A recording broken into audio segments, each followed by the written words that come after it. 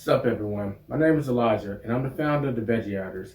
We're a brand that has meetups that support people making the switch from the normal American diet to a plant-based diet. And even if you don't want to make the switch fully, we can all agree that everyone could use more plant-based foods in their system. In this video, we're going to be reviewing the movie The Working Man. We went to an Alamo Drafthouse that actually has a fully vegan menu, has some vegan food while we enjoyed the movie.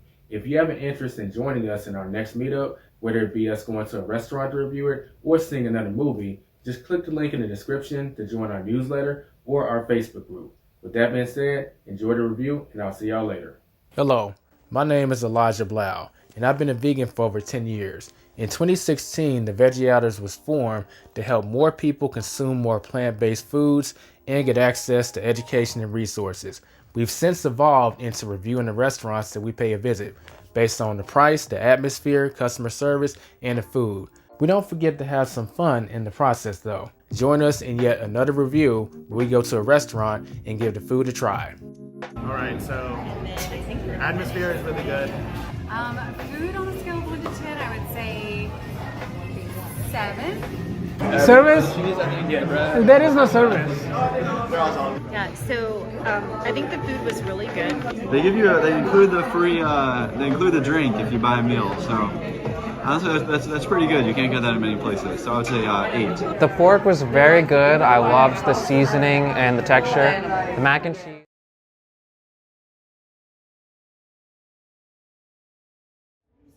What's up, Veggie Outers? So we're at the Alamo Drafthouse. We're going to give it a review, the food a review, kind of share our experience. And we saw the Working Man movie, so we're going to give our thoughts, spoilers, and then non-spoilers towards the end. So there'll be timestamps. If you don't want to see anything spoiler, you can just avoid that section.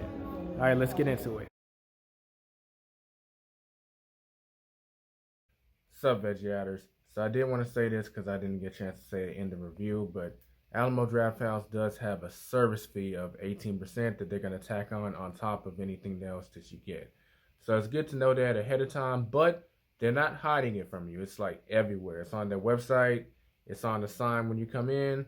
And some places it's even in their bathroom, so they are not hiding the service fee at all. You will know about it. And they let you know before you even order anything in the previews before the movie starts, 18% service fee, so they're not hiding it. Normally, I push back against that kind of thing, but with it being a movie theater and them serving food, I actually understand why they charge that. In fact, one of the Veggie Outers, a gal, she used to work at an Alamo Drafthouse, and she has said that that's so they can pay the workers a livable wage. So I understand why it's there, and that's why where normally I push back on a restaurant having like a mandatory gratuity or like something like that. Something like this in my head is justified, so we're not really rating the price here, but if we were, I wouldn't ding them strictly just based on that service fee. All right, let's get back to the review. All right. What's up, Veggie Outers? So what I got on the menu was the cauliflower bites and also the vegan barbecue sandwich. Giving them both combined an 8, because I think the barbecue sandwich didn't have enough barbecue, so I had to supplement with adding ketchup, but it was still pretty tasty. Just some ground rules. We couldn't provide you any pictures because of the nature of the situation. We're in a movie theater. You don't want to be taking pictures with flashes. It's very rude. That's why we just share like the food that we got. So Julie, Hey guys. do you remember what you got on the menu today? I got a Coke Zero, no ice. Yeah, as y'all see, we're at Alamo Drafthouse. He said you got the Diet Coke. Coke Zero. All right, and it's horrible for you. Don't do that. People at home. Okay, and did you? Yeah, we were here first, and the service was really slow. We got here about 6, and we didn't get our order until like 6:40, 6:45.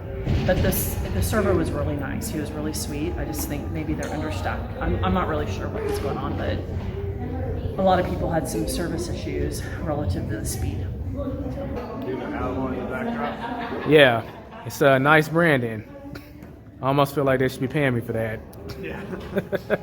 Get some commission or Right. sponsorships. Yeah. Yeah. So David, what on the menu did you get?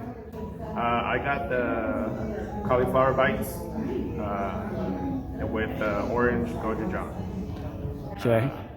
They were pretty good, and I was actually surprised because I didn't know that they were gonna come with fries and celery sticks, so it was like a bonus. The cauliflower bites and the sauce were really good. So I would say, what are we rating on the? Yeah, just the food. I would say I give it an 8. Oh, that means a lot because you try variations of cauliflower and it usually gets like a 3 or 4. For them to get an 8, that means a lot, right? Yeah, I think it was the sauce mainly. Okay. They're fried. So they weren't like I was expecting them to be like soggy or something, but they weren't. They were pretty good. Okay, Gail. So, what'd you get on the menu? Well, I got the barbecue impossible burger, whatever, with fries, and the vegan chocolate chip cookies and a Coke. All right. What does that earn on a scale of 1 to 10, the food? Say the cookies a 10. The cookies I give them a 10. Okay. The burger, maybe not quite so much. I don't know. It's just kind of blah.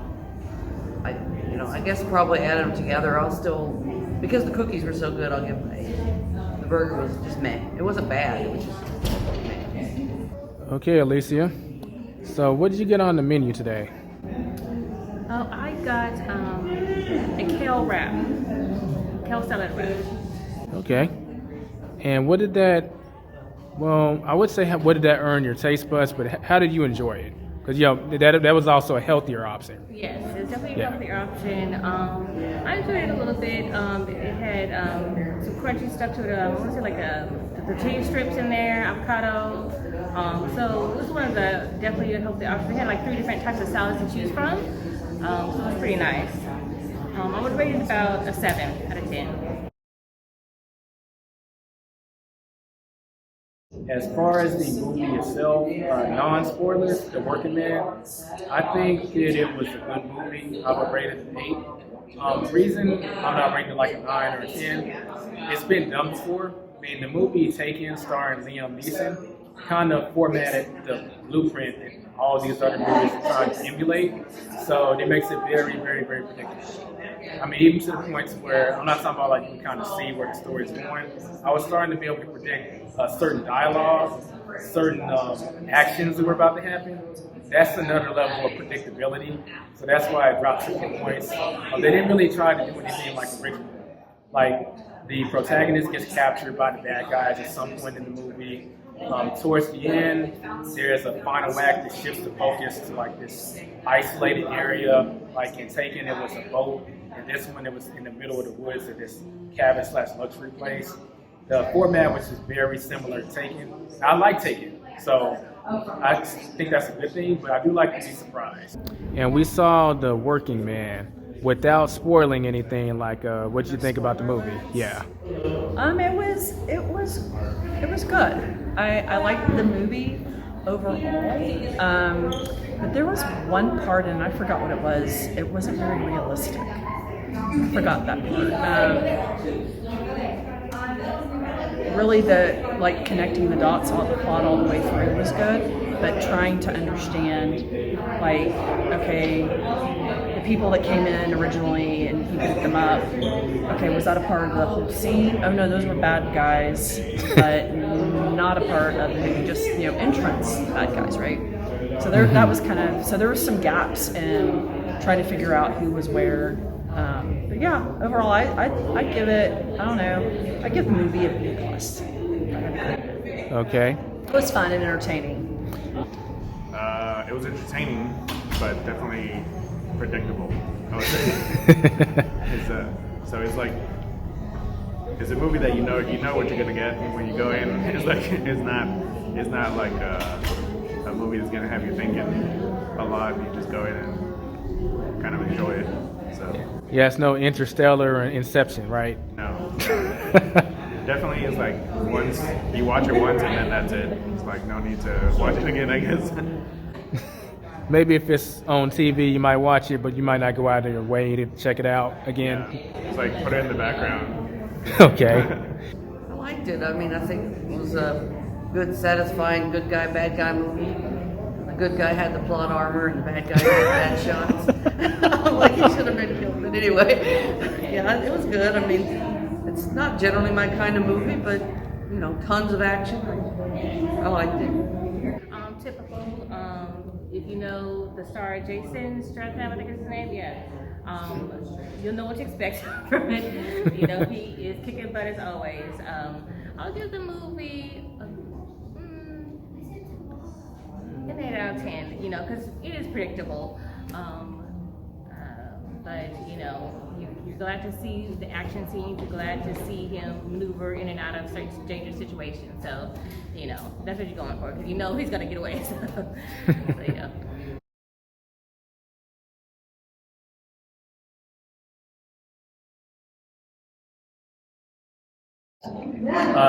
Spoilers. One thing I like to see is this guy was so unstoppable. He never really felt like he encountered any extreme resistance towards him trying to save the girl. He gets captured once, but it almost seems like he did that on purpose. And he managed to turn those two guys into spaghetti pretty fast. And the rest of the movie, despite like encounters coming through and people or droves are coming through, he just never really had a hard time at all. In fact, if you look at his face and like his body, he doesn't encounter any injuries throughout the whole film. Then compare that to Taken with Liam Neeson. He got captured. You can tell he legitimately got captured because it just happened. He managed to get out of it. And towards the end, he has this fight with the Arabic guy. And this guy actually really pushed him to his limits. He managed to break his arm. And it just kind of, he won, but it managed to show that the protagonist isn't unstoppable as to realism. When they're unstoppable, it just starts to get a little like, come on, really?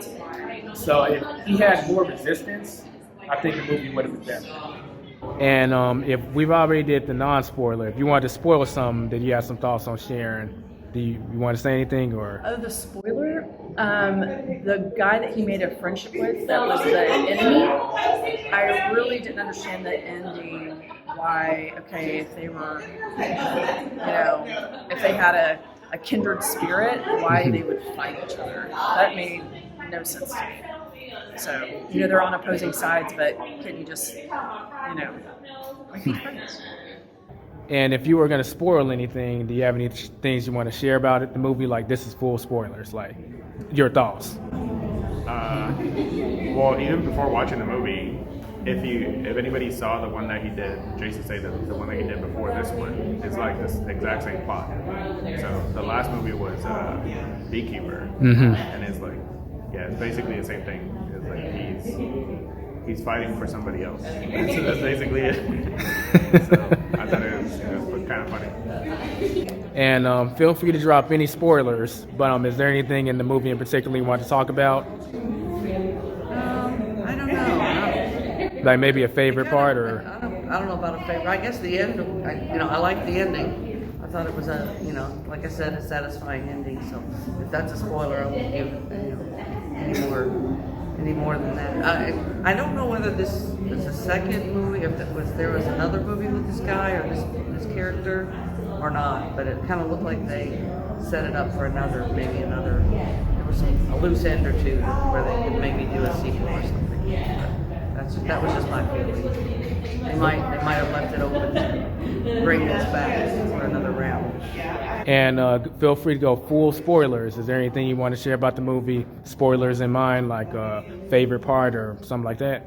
I would say there's the parts that had me like, okay, why is this happening? Kind of parts like one. There was a side character of this fellow army guy, this black man who was, partnered with one of the guys he was looking for. The biker guy? Yes. Yeah. All of a sudden he decided, he's getting Demi and his crew. Let's all gather together and go over there and help him out. For what reason? It didn't involve him. It didn't involve his people. He wasn't even involved in whatever Demi was doing. But all of a sudden, he got him and his crew up to go over there to help him out. And then, of course, they all died because, Jason ain't getting scratched on any of that. And then even when Jason stabbed him, he was like, "This isn't your fight. I know, but can you finish it though? Seriously, like." Like just because the movie acknowledged it doesn't make up for it, right? Right. Exactly. So I will say that I was glad that the girl was fighting back to her captors and stuff like that. So I did enjoy those parts. I wish we could have saw her actually bite off the man's cheek. you know, instead of seeing it afterwards, I would like to have seen it. We did this whole journey with her. But yeah, I must have been the only one who said that. You don't want to see it. Wow. Yeah, it sounds like something they put on like the Netflix shows where it's all Right. graphic and stuff. Yeah. But I think that covers the spoiler part of it. We'll probably play around with this formula with Alamo Drafthouse. Maybe see a few more movies. But that does it for now. We'll catch you in the next few for the Veggie Hunters and Peeps. Catch you later.